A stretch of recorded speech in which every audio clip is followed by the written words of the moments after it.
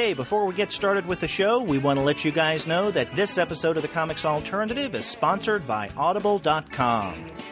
That's right. They have more than 180,000 audiobooks and spoken word audio products. They're the leading audiobook publishers, and you can choose such comics-related titles as Sean Howe's Marvel Comics, The Untold Story, and David Haydew's The 10-Cent Plague. Get a free audiobook of your choice at www.audibletrial.com/comicsalternative. That's audibletrial.com/comicsalternative and get started today.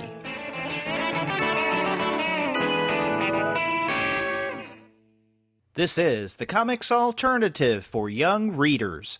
Reviews of Veda, Assembly Required, and Little Robot.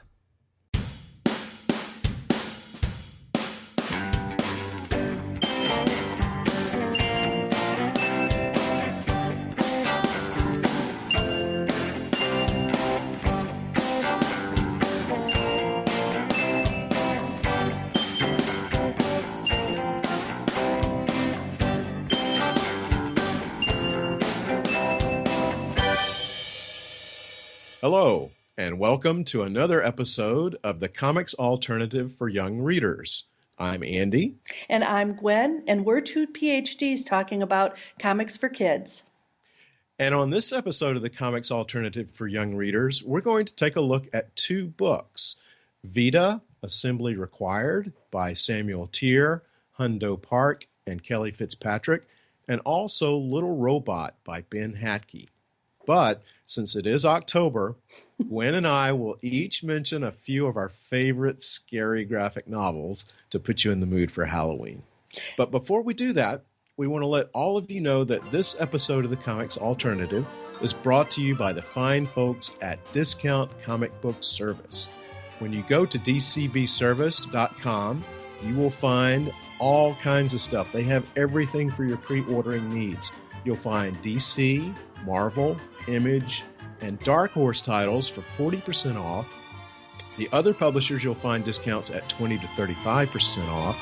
Sometimes the specials go from 45 to 50% off cover price, and sometimes the discounts are even more impressive than that. That's right, Andy. There are some great bundles for kids this month. The DC Kids bundle features Looney Tunes number 228, Teen Titans number 13, and of course my favorite, Scooby-Doo and Friends. This is issue number 64, and you get all three of those comics this month for only $4.47, which is a 50% savings off of list. And then for our Marvel fans, we have a Marvel Kids bundle that includes Marvel Universe Ultimate Spider-Man Spider-Verse number 2, Marvel Universe Avengers Assemble Season 2, number 14, and the ever-popular Marvel Universe Guardians of the Galaxy, number 13.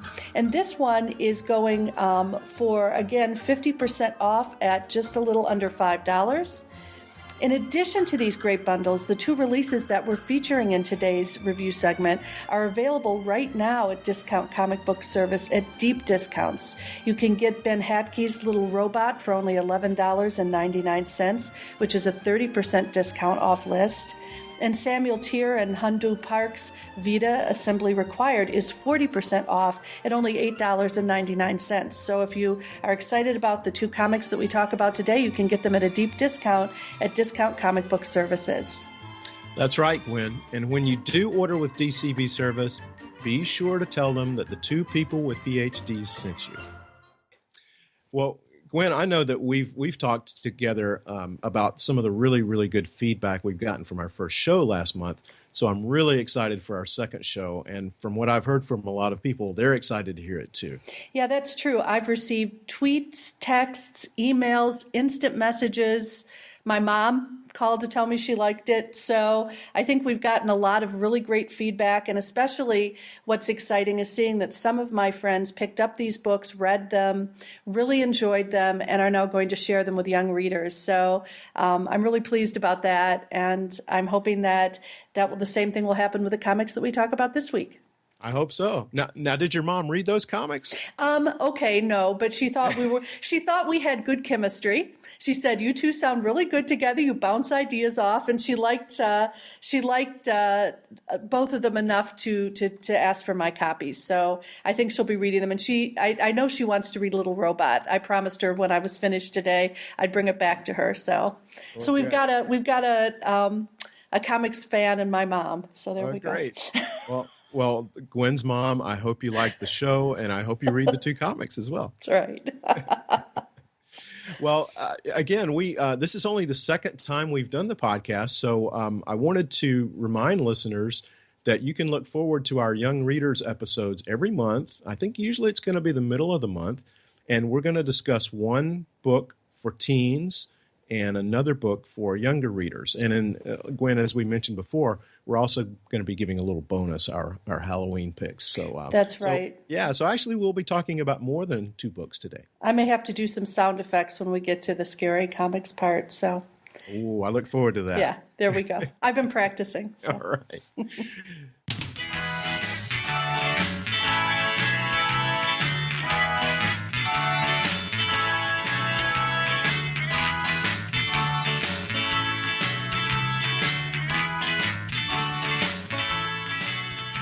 Well, Gwen, are you ready to tell us a little bit about our first book today? I am, absolutely. The text I'm reviewing today is Veda, Assembly Required. It's a Dark Horse comic by first-time author Samuel Teer and his longtime friend, artist Hyeondo Park. Rounding out the creative team is Kelly Fitzpatrick, the colorist. You know, from last time I mentioned that I always try and give a shout out to the colorists. They're an important part of the team. And I think in this particular case, Kelly's done a beautiful job, so I wanted to be sure to mention that. The comic is described as all ages by the publisher, though I'm guessing that most children under the age of 8 or 9 might have a little trouble following the storyline without some guidance from an older reader. So Veda began back in 2009 when Teer and Park drew a 4-page comic called Baby Teeth.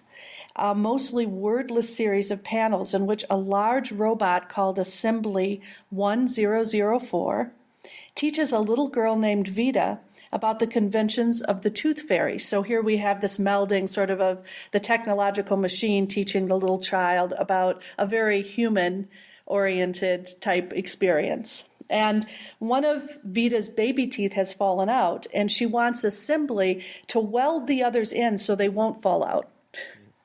Though the machine does not have human anatomy itself, it's able to explain that Veda's baby teeth are supposed to fall out, and to her delight, the robot gives her a coin, right? Yeah. So, you know, you have this contrast between a chubby, almost infant-like Veda with the angular, metallic, bolt, sort of heavy Assembly, and that carries over into this 2015 graphic novel. But before readers are treated to the nurturing interplay between the robot and the child, they're given a backstory that's somewhat sobering. Before, when Andy and I were talking, I think you were sort of speaking of it as being Dickensian, really. Yeah.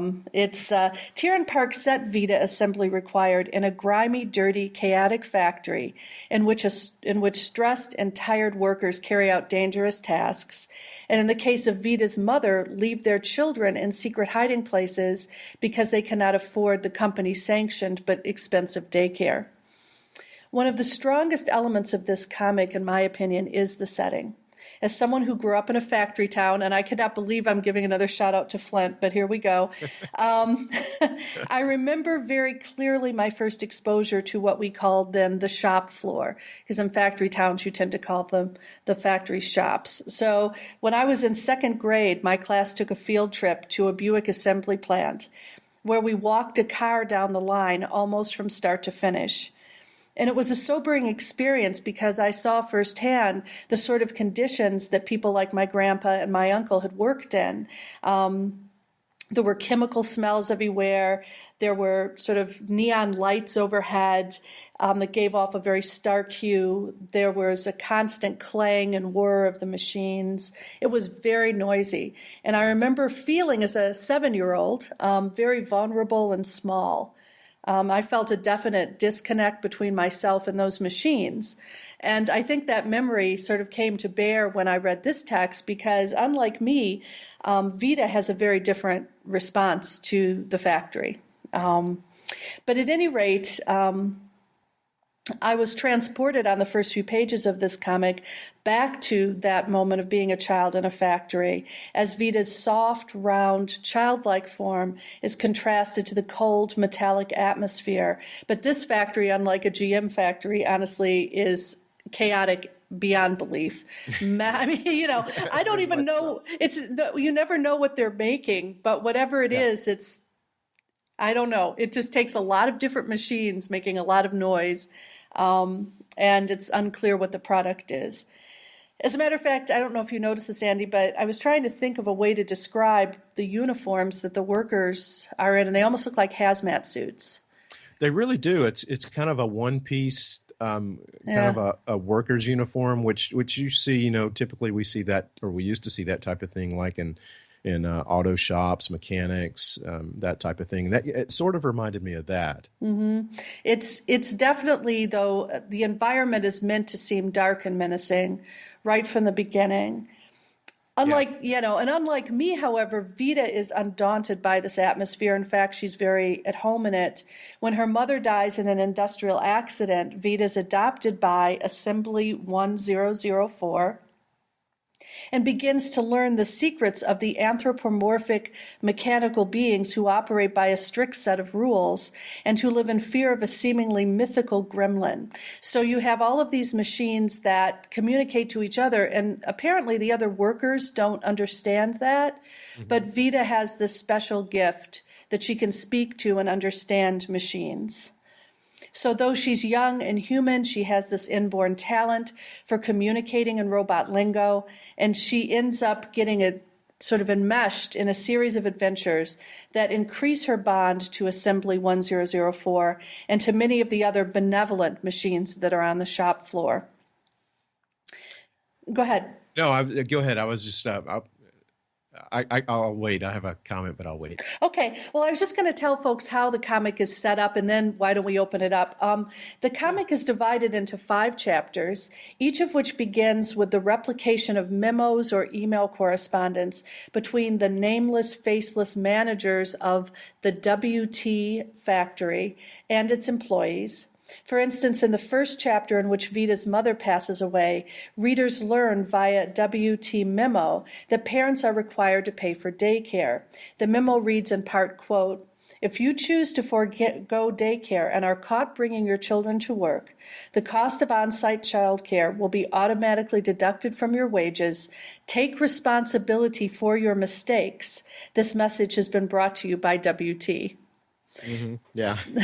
It has a very 1984 feel to it, and also It immediately posits the sort of nameless, faceless owners of this corporation against their workers, and children are referred to specifically as mistakes because they take away from productivity. Yeah, and I think this, and we were speaking a little bit off mic. This speaks a lot to not only working conditions. Of course, this is you could think of this as a dystopian type of story, mm-hmm. but as we were talking about, to me, it reminded me somewhat of a 19th century Dickensian story, where you've got the industrial things going on, and you've got children being either children are worked or they're ignored, mm-hmm. both. And they're almost this invisible citizenry that you don't really want to have to deal with, other than making sure that they're working for you. And I think this addresses some of that. And unfortunately, as we both know, sometimes even modern companies do. They may give lip service to, we're going to take care of your children, or we'll have a place for them. But in a lot of cases, that's just not. They are overlooked now in some ways as they were then. Right, exactly. And this framing of children as mistakes and human employees as fodder is underscored when Veda witnesses her mother's death and appears unmoved, and the narrator explains in a little text box The child didn't dwell on it much. She hadn't known her mother very long, unquote. And this was really the passage that you and I talked about before and are sort of getting at now. To me, that really underscores the lack of human connection that Vida's been able to have with her own parent because of these working conditions. And that's some pretty heavy stuff for the first 4 pages of a comic. So this is clearly, I think Teer and Park are very interested in bringing up issues of social justice. And I think that in that respect, this comic succeeds. I think it does too. It does bring up the social justice or injustice message really, really well. We just looking at it as, and again, we've talked about this before, looking at a comic book with adult eyes versus with a younger person's eyes.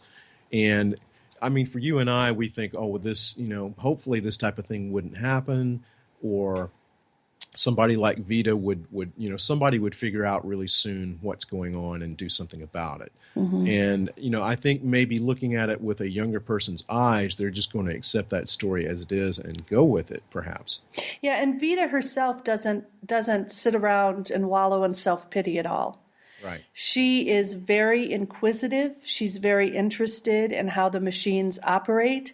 When she recognizes that she can speak to them, she clearly wants a relationship with them. So even if she's had a very difficult upbringing, it's clear that she wants to connect with others, but there appear to be no reliable adult guides for her. And these machines step in and fill that void, which is fascinating. It is, and one of the things that I find really fascinating is the way that visually she is able to communicate with a lot of the machines and robots. They have kind of a series of icons that they speak in. Right. And this is really, really cool. But, one of the things that kind of caused me a little bit of confusion was not knowing exactly what the icon was referring to. And I don't know if this is something that readers will be... maybe the readers that read this will be a lot more savvy about technology and icons than I am. But there were a few places where I got a little bit confused.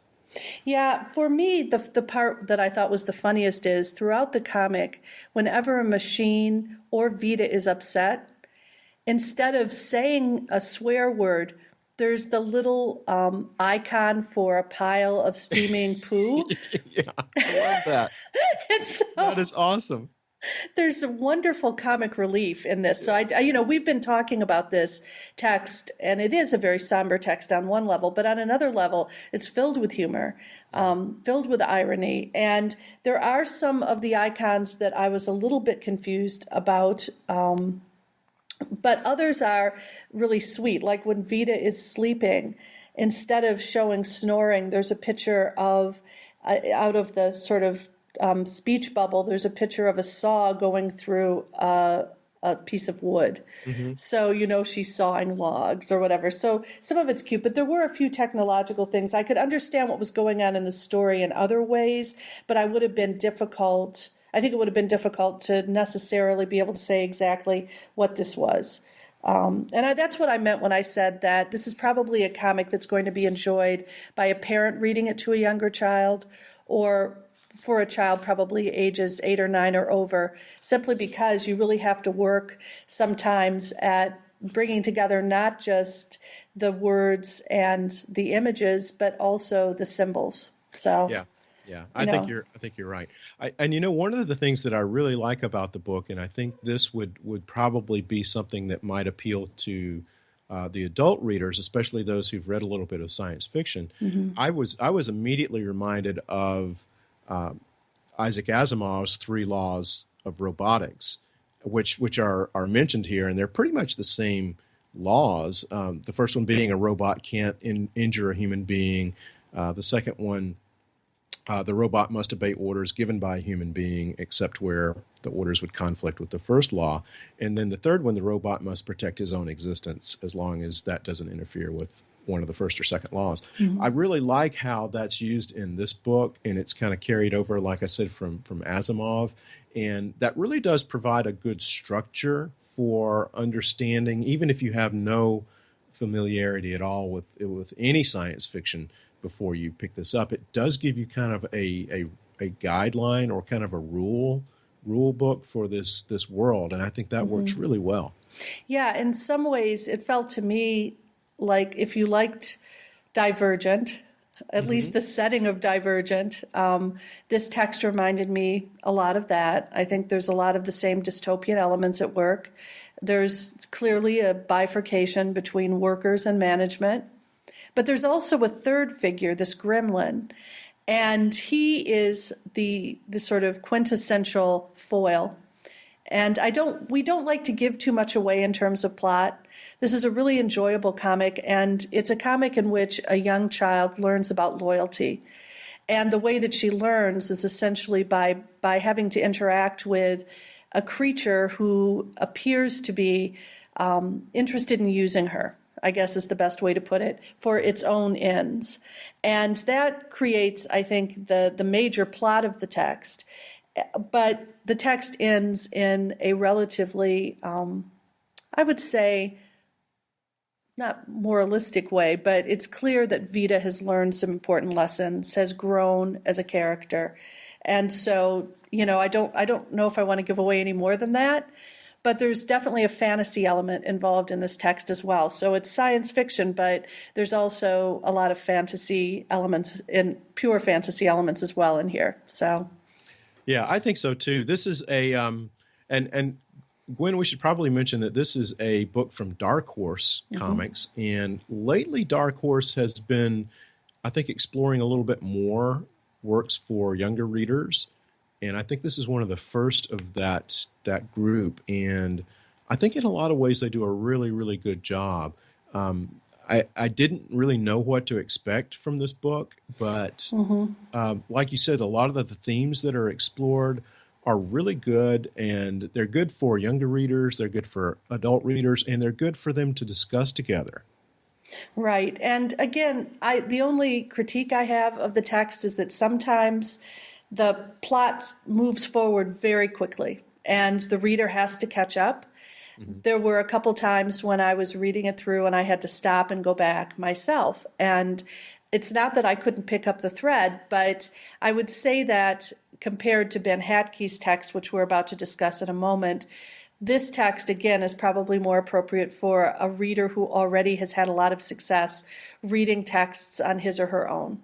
Or a text that would be great for a parent to read with a child. In fact, I would be amused to watch a parent read this with a child and get to the point where you get to the poo icon and see how a parent might choose to interpret that. I can tell you how my mama would have done it, but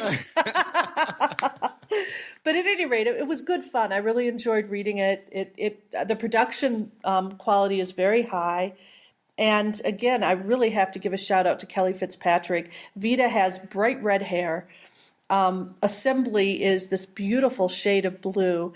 And the way that those two it works together nicely. The color helps to underscore the bond between the characters. And it's just, I think, a very beautifully done text in many ways.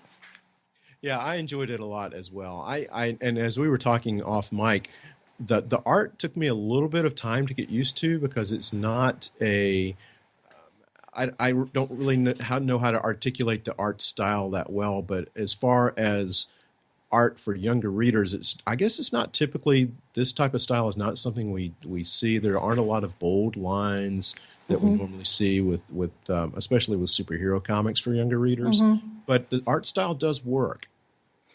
Yeah, and I think this is where the color comes in so handily. One of the prime positives for children reading Clearline comics is that very often Clearline comics creators will utilize color and shape in order to draw the reader's eye to the main character. So if you think about the way that Tintin is drawn in a very characteristic way, or think about Charlie Brown's yellow shirt with the black stripes, a very young reader can keep track of those characters in this way. Now, that happens in this comic with Veda. Her hair is shockingly orange-red, and her jumpsuit is very, very bright green.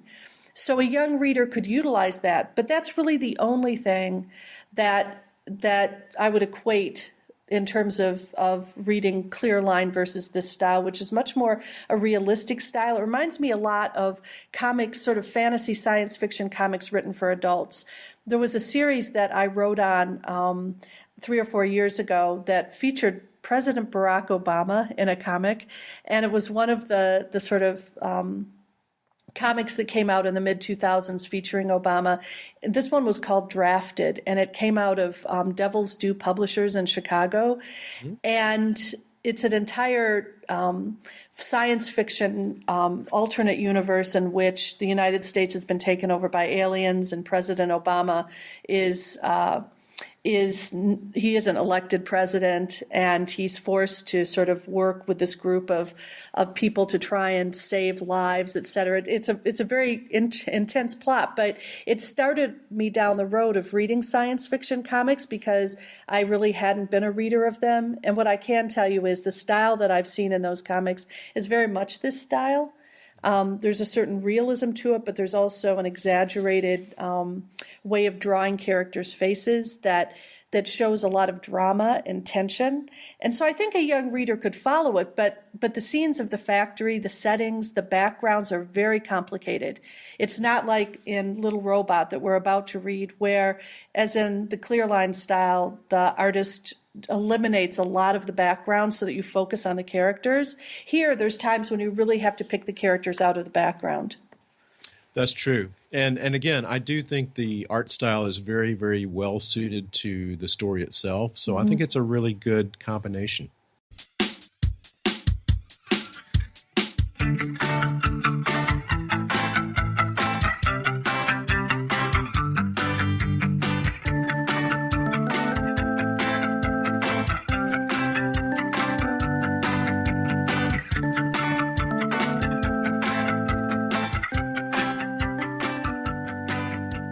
Let's move on to Little Robot. I'm interested to hear what you thought of it and your recommendation about it. Okay.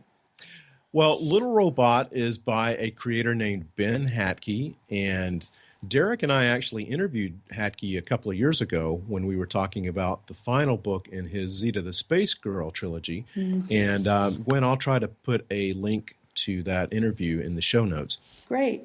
And anyway, Ben told us that at that time he was working on a graphic novel involving a robot, but he couldn't tell us much more than that. But now we know because we have Little Robot, which is published by First Second Books. And in the story, we see two stories initially. In the first, we see a box falling off a delivery truck, bouncing off a bridge into this body of water. And in the second story, we see a young African-American girl who lives in a trailer park. She sneaks out of her trailer and makes her way to this place that has abandoned old junk cars and appliances. You know, I was thinking maybe you would call it a junkyard, but you really can't call it a junkyard because there's nobody around that's kind of managing the place. But anyway, this little girl, and the blurb on the back of the book tells us it's a 5-year-old girl. She discovers a bag of tools, and then nearby she finds, guess what? A box. And it's the same box that fell off the truck. So our two stories converge. Inside the box, of course, this is not much of a spoiler, is a robot. But a robot fresh out of the box who doesn't really know his way around the world, and he needs a little help from a new friend. So soon we learn that somebody besides this girl is also looking for the lost robot. And Gwen, one of the things that makes Little Robot so much fun is it mostly is wordless. I mean, we do have some text, but I would say probably 75% of the story is wordless. But the story actually doesn't need that much text. And the great thing about it is young and old readers don't need a lot of text getting in the way of the story. But when the text is needed, Hatke provides it. And this book does such a great job, as all of Ben's books do, addressing friendship, loyalty, courage, and doing what's right. And I love how this friendship develops between the girl and the robot. And as all friendships are, sometimes there are some disagreements, sometimes there are some fights.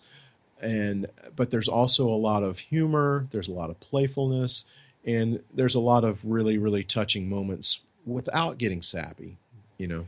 Right. And in fact, there are no extraneous details whatsoever. It's a beautifully drawn comic, technically brilliant. I would equate this with, I think last time I talked about Barry Deutsch's Hereville series, and I'd mentioned that Deutsch is a political cartoonist, and he pays attention to details between panels.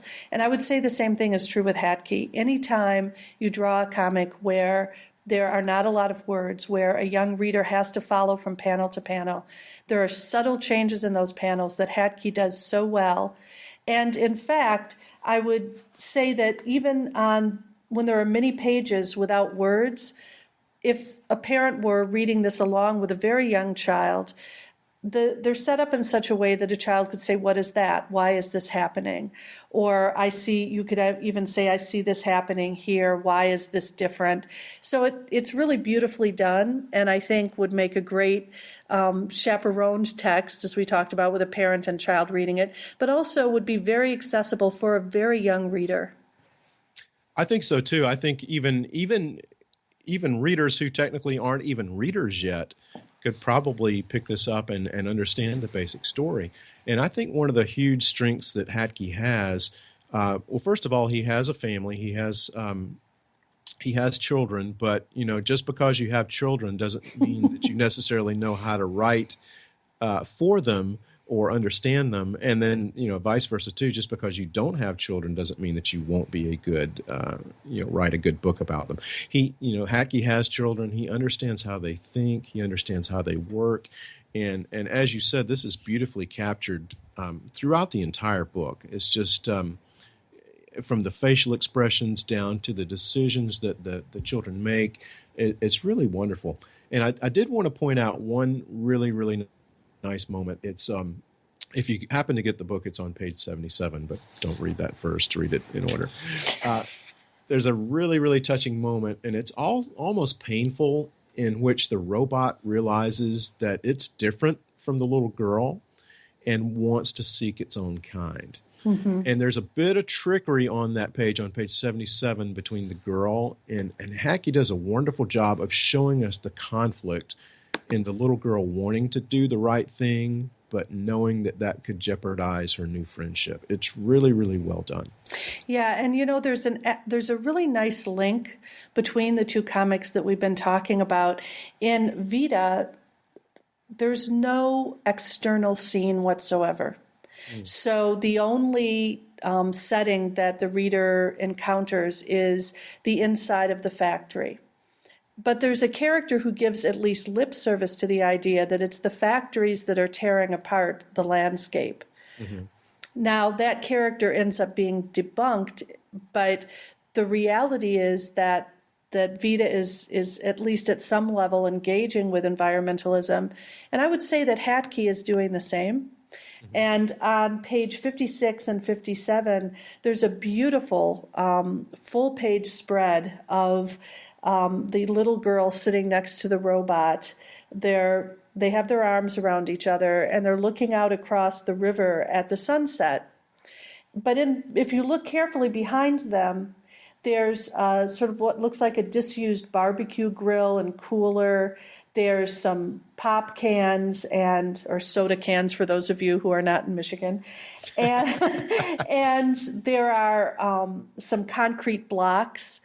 And I think Hatke is both saying, even within that somewhat sullied environment, there's still natural beauty.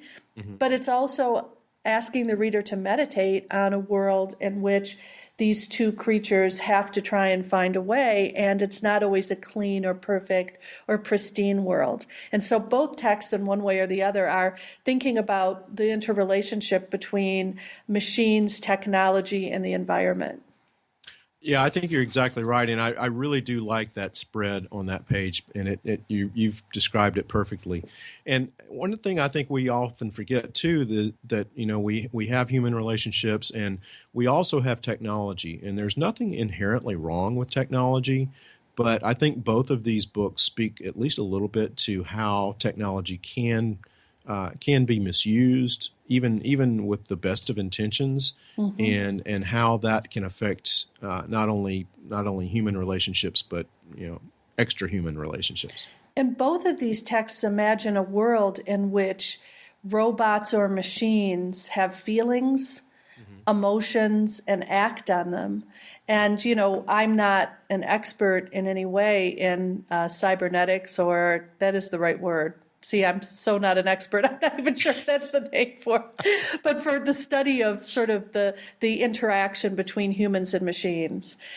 But increasingly, machines are beginning to feel emotions, apparently. They've been programmed to feel them and to respond to emotions outside of themselves. I don't think we're too far away from a world in which a young child and a piece of technology would meld. I mean, if you've ever seen a baby with an iPad even, which is a highly accessible piece of technology, it's abundantly clear that these are relationships that people who are 5, 6, 7, 8 years old are going to have in their lives in ways that we did not when we were kids. And, this book kind of begs the question, too, what is it about this little girl's life where she has escaped her trailer from the trailer park and is seeking something else? Apparently, we don't know. We never really learn what is going on in her home that makes her want to leave. Is there something that makes her want to leave? Is she just exploring? But clearly, there's something that's not happening in her home, and possibly she's even abandoned at the beginning of the book. We don't know. The only real other human contact is when she is heading to her favorite place. We see an older gentleman looking out the window, and he's drinking coffee. And it's kind of ironic because he's drinking coffee from a mug that says, "I love Grandpa," given to him from someone. And you get the feeling that maybe this little girl doesn't have anybody else. Right. And when she's called in for dinner out of the trailer, we never learn her name. We see an icon of her face in the speech bubble. Yeah. So, and, I find it interesting that Hatke has chosen not to give a great deal of backstory. I think it means both that children can look at this and put themselves into the story, but it also raises a lot of interesting questions, as you've said. Yeah, and Gwen, you and I have discussed off the mic again about how, at least as far as we know, no one, including Hatke, has addressed the fact that we have an African-American girl as the book's protagonist. I find that very interesting. Yeah, I have, in preparation for today's podcast, I looked at what few interviews there are. To be fair, the book came out last month, so there aren't obviously a number of interviews that have been recorded with Hatke yet.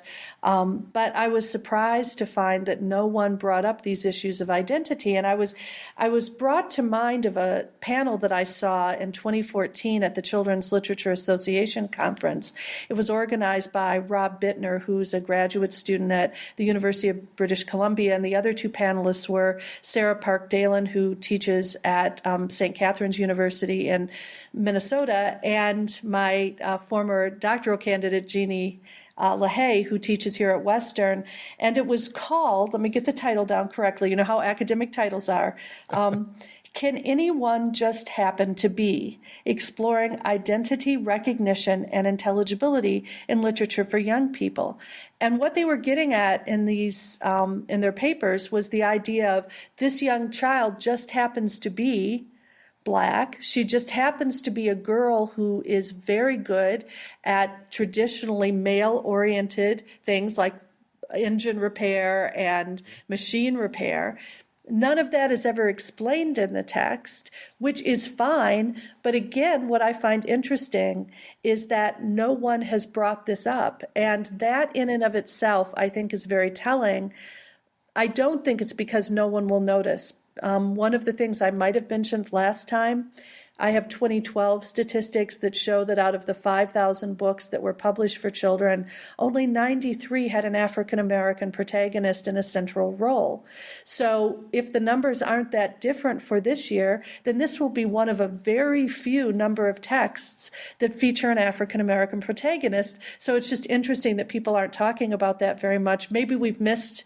Apologies to anyone who's discussed this, and we just haven't been able to find a link to that discussion. But you and I were both thinking it was pretty fascinating. Yeah, I mean, and you could be right, Gwen. It could be that the book is so new that it hasn't been picked up on yet. But it's been out long enough where I would have thought somebody would have mentioned it. I mean, I think you probably did more research than I did, but I did some research also, and I couldn't find anything.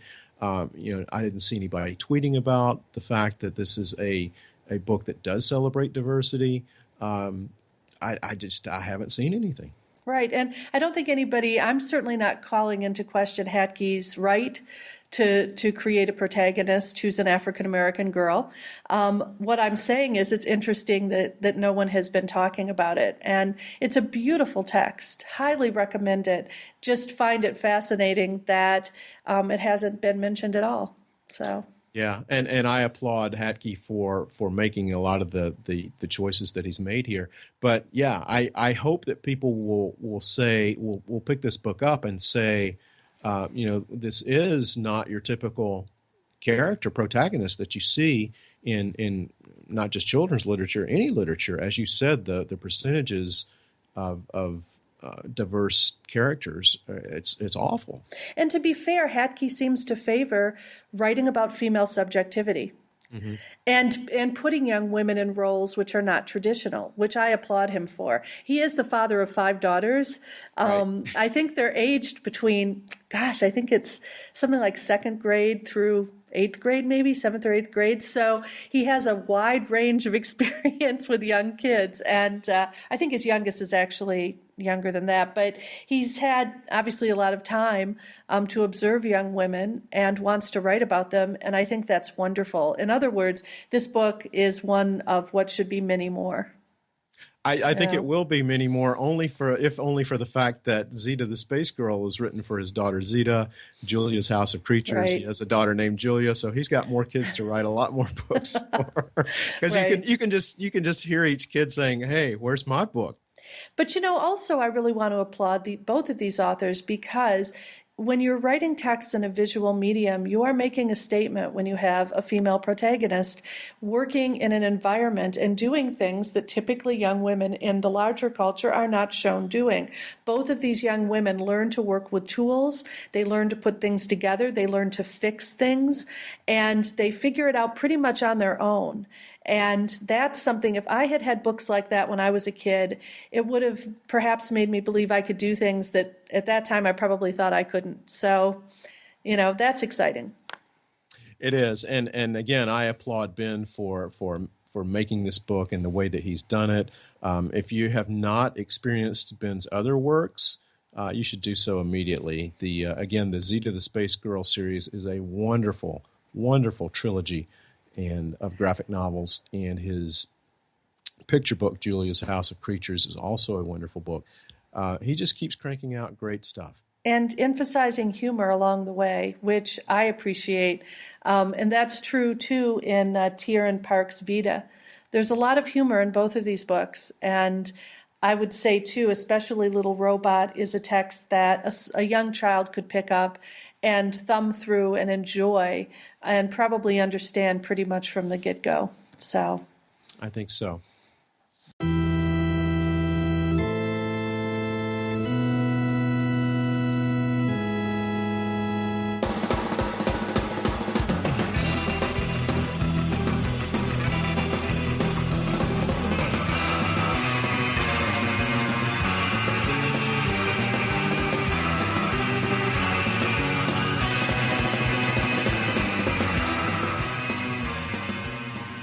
Well, Gwen, do you want to move into our Halloween recommendations? Ooh, yes. Hey, we have sound effects. Okay, they're not really good, but I love this time of year, so I don't necessarily love being scared. So I want to warn everyone that my choices are very wimpy. On the scale of extremely scary to not scary at all, I am so far on the not scary at all side, so just FYI. Well, I think one of your choices is pretty scary. Oh, good. Then I'm doing better than I thought I was. But yeah. All right. Well, do you want to start? Maybe give us a couple? Okay. I can start with mine. My 3 are very, very different.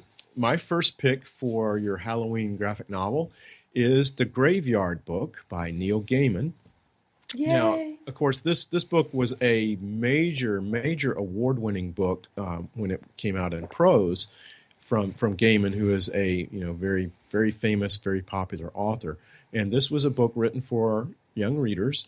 It's about a toddler whose family was murdered, and the toddler eventually wanders into a graveyard where he is renamed Bod, and he grows up among the supernatural who hang out at the graveyard. But the entity, I guess we can say, who murdered Bod's family isn't done yet. Now, you would think that sounds like a totally morbid thing that no child should read, but the Graveyard Book is a wonderful book. It was a Newbery Medal winner, a Hugo Award winner, a Carnegie Medal winner. It's just a wonderful book, and it's also translated into a wonderful graphic novel. My second pick is really not as much horror as it is kind of gross, but it's gross in a good way. In a good way. It's a good way. Okay. It's a graphic novel that may have slipped under the radar of a lot of people because it's by a creator who normally does not write for children.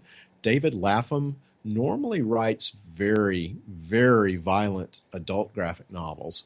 So that may be why a lot of people did not pick up Juice Squeezers when it came out.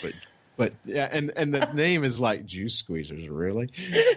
But it's a wonderful book. This is a story about a group of tweens who live in this neighborhood, and they fight giant bugs living in the tunnels underneath their town. Ew. It's really, really cool. It's got a little bit of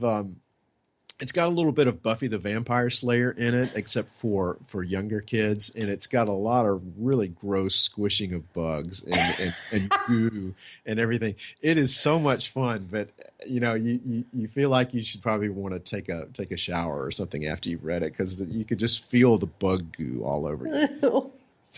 So Juice Squeezers by David Lapham is a good book. You know what that reminds me of?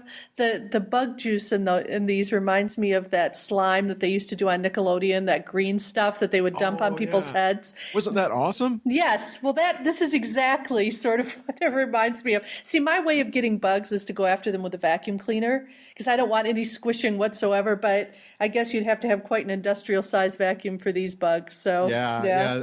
I don't think the vacuum cleaner would work with these, but yeah, it's good squishy fun. And my last book is one that's a little bit it's not really graphic, but it's probably the darkest of the three books. It's called The Lost Boy by Greg Ruth, and this is about a young boy named Nate. And Nate's family has just moved into a new house in a new town. And this is something Nate didn't want to do, which, like a lot of kids, they don't. They're very reluctant to move. But he becomes interested after he finds a tape recorder under the floorboards of his room. And this is Nate's entrance into a really dark world of mystery and fantasy. And again, the book is quite dark. It's in black and white. It's very, very effective. It's probably something that 10-year-olds and up would want to read, but 10-year-olds and up who don't scare very easily. It does have some really, really creepy moments, but it's a really good story, and the art is wonderful. Sounds wonderful. Well, I will pick. I've never heard of The Lost Boy, so I will pick that one up. Juice Squeezers, I don't know. I think I'm going to. But I think for a certain demographic, gushy, gooey bugs would be awesome. So that sounds great. Well, my three are also very different. The first one I think really is pretty horrible. I mean, not horrible, but horrifying or scary, to me at least. So get ready to laugh. But it's the new Afterlife with Archie series. I first learned about the new horror imprint for the Riverdale High kids at a conference last year, the CHLA conference in 2015, when my friend Dr. Kate Slater gave a paper on one of the volumes in this new series. And essentially, it's the first of the Archie comics that is not sold on newsstands. It's actually only available in comic stores or online, and it's rated teen plus. So for any parents out there who are listening to us, just so you know, this comic is not an all ages comic. And basically, it looks at what happens to the familiar group of characters when a zombie apocalypse comes to their town. And I find the art to be honestly really terrifying. But I have to sort of put that into context. A few years back when Disney came out with The Hunchback of Notre Dame in film, I don't know if you ever saw that movie. I did. Okay, remember the Wall of Devils? Oh, yeah. Yeah, there's like this wall of little devils that are breathing fire. I took a child to this. Her parents said, "Oh, it was one of our neighbor kids. I was home from college, and they said, 'Would you mind babysitting?' And she wants to go see this movie." And so I said, "Sure." So we go to the theater and we're watching it, and I'm in a movie theater with little kids all around, and this wall of flaming devils is screaming and yelling, and all the kids are perfectly fine, and I am freaking out. So this probably gives you a sense that even at the Disney level, I get scared by things, but the drawing is very evocative. This is not your dime store Archie, Veronica, and Betty triangle. There's a lot going on in these comics, but I think they're very well written. They make a lot of comment, I think, on current social issues, but in terms of sort of the characters, it's sort of disjunctive to see a character who's usually portrayed as being goofy actually be a brain-eating zombie. It's a bit much for me to take, but then again, I had trouble with juice squeezers, so we already know about me. The second title is actually a very beautiful text I alluded to briefly last time. It's Vera Broskol's Anya's Ghost, and it's the story of a young teenager who has immigrated from Russia with her mother and brother, and she very much wants to fit in. So much so that when she encounters a ghost of a teenage girl, she begins to take lessons from that ghost about how to behave so that she can get lots of friends and be popular. It ends up being, on the one hand, a very neat moral tale about staying true to yourself and who you are. But on the other hand, there are some very chilling aspects about the ghost's past that slowly are revealed in the comic and are somewhat terrifying. Also, I would say that the artistry is beautiful. The way that Broskol draws the ghost, her name is Emily, and she's from a past century. So she's drawn, initially at least, in period clothing and seems to be a lovely and friendly person. But slowly over time, you learn about why she died, and it's not the way that she said she did. That's all I'll say. So it's a text that is mysterious, suspenseful, beautifully drawn, and I'd highly recommend it. And I'd say certainly for 10-year-olds and above, it would be fine. My last one is for little kids, and it's Scooby-Doo. And I know I mention this a lot, but whenever Scooby jumps into some character's arms and is scared, I'm scared too, but it's a good kind of scared. I was going back through and looking at a comic that I remember very well when I was a kid that came out in 1977, and it was called, the subtitle was 3 Phantoms Too Many, and this was back when Scooby-Doo came out of Marvel, and on the cover, he's in Shaggy's arms because 3 phantoms are chasing them. And I just whenever I think about Scooby-Doo, I think about the joy that I had as a kid reading those comics because they're a little bit scary. They're very formulaic. But, also it's just a big, huge, cute dog. And I'm a sucker for that. So I would definitely recommend picking up a more recent copy of Scooby-Doo and enjoying that for Halloween. You can even do all the sound effects because there's always a creepy haunted house and usually some ghosts. So it's a good time. Well, that's good. That sounds like a good. Oh, those are 3 really good picks. Well, yours were too. In fact, I think we've given people today 8 comics that are worth getting and reading.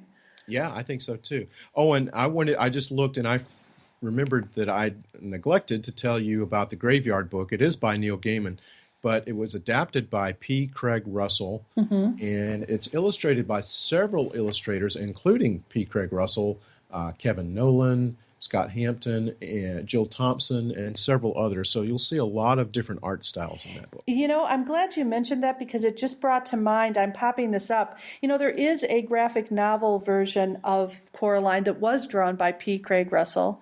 Mm-hmm. And sometimes I'll teach the Gaiman's text-only version with the illustrations. I think isn't that, I'm trying to remember the illustrator that he uses so much for his black and white illustrations. Let me look that up. I'm drawing a blank. Okay, I'm going to find it because I can. Are you looking it up? I am looking it up. You'll look it up before I can remember it. It's Dave McKean, and I'm so sorry, Dave McKean, because you are a great artist. But I'll often teach that text, teach the graphic novel, and then teach the film version of Coraline, and we'll talk about the differences. But one of the things I like about the graphic novel is a lot of critics agree that Coraline, part of what makes Coraline such a mysterious and creepy text, is that it's really about a young girl coming to accept that she needs to stand on her own as an individual, to break away from dependency on her parents, to become who she is. And the illustrations in the text-only version and the way that the character is drawn in stop animation in the film, Coraline seems very, very young there, almost like a little kid. But in the drawings from the graphic novel by P. Craig Russell, you really see her in that tween stage, right on the cusp of becoming a teenager. And I think it helps to underscore what Gaiman was trying to get across very well. So I would actually recommend, if we can sneak in just one more recommendation, I would recommend that as well. Sure, we can do it. You can't have too many recommendations. And it's not super scary in my opinion either. I think it's just that's like for me, that's the kind of scary I can handle. So that's good. Yeah.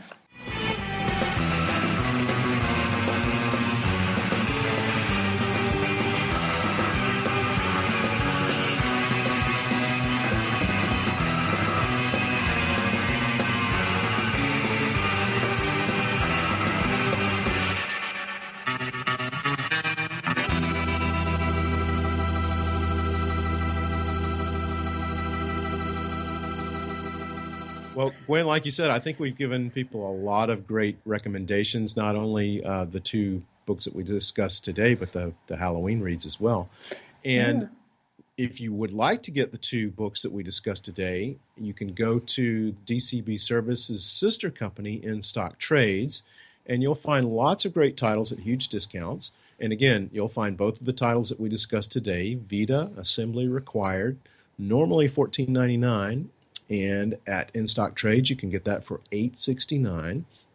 And Ben Hatke's Little Robot, normally $16.99. You can get that for $12.74. So those are really good deals. They are, and I'd recommend everyone pick them up. They're great reads. And, we hadn't planned to have a show on robots, but we did it anyway.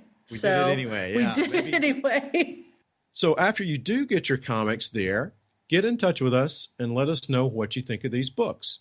You can contact us by going to our website at comicsalternative.com, and on the right-hand side of your browser, you should see a tab that reads Send Voicemail.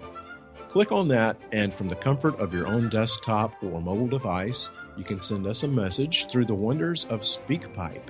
Or, if you want to contact us the old-school way, you can call us on the telephone at 415-3-COMICS. That's 415-326-6427. Or you can contact us by email at the number 2guys at comicsalternative.com. Or you can get in touch with us individually.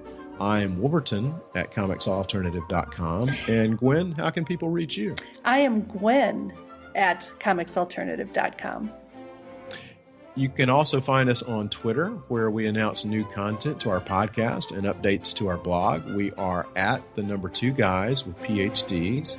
And we thank everybody who tweets and retweets and favors our tweets. You can also find us on Facebook, Tumblr, Instagram, Google+, and Pinterest. We even have now a YouTube channel. How about that? That's exciting. It is exciting. So if you want to access us through YouTube, you can access us that way. You can subscribe to the podcast through iTunes. You can stream us on Stitcher. You can find us on TuneIn. And you can discover every one of our episodes, as well as our reviews and comics-related commentary on our blog at comicsalternative.com. Awesome. That's a lot of ways. Feel free to contact us in all those ways. Yes. We should give a prize to somebody that contacts us in every single one of those ways, except like in person. That might not be so good. But we do want to hear from you, whether you are a parent, a young reader, whoever you are. We do want to hear from you, and let us know what you think. Yes, please do. This has been so much fun. Yeah, it is fun. I was really looking forward to it, and this is something I'm going to look forward to every month. All right, time to get those miniature-sized Snickers out and read some good comics. That's right. Well, we hope you've enjoyed the podcast, and until next time, I'm Andy. And I'm Gwen. And we'll see you next time. Bye-bye.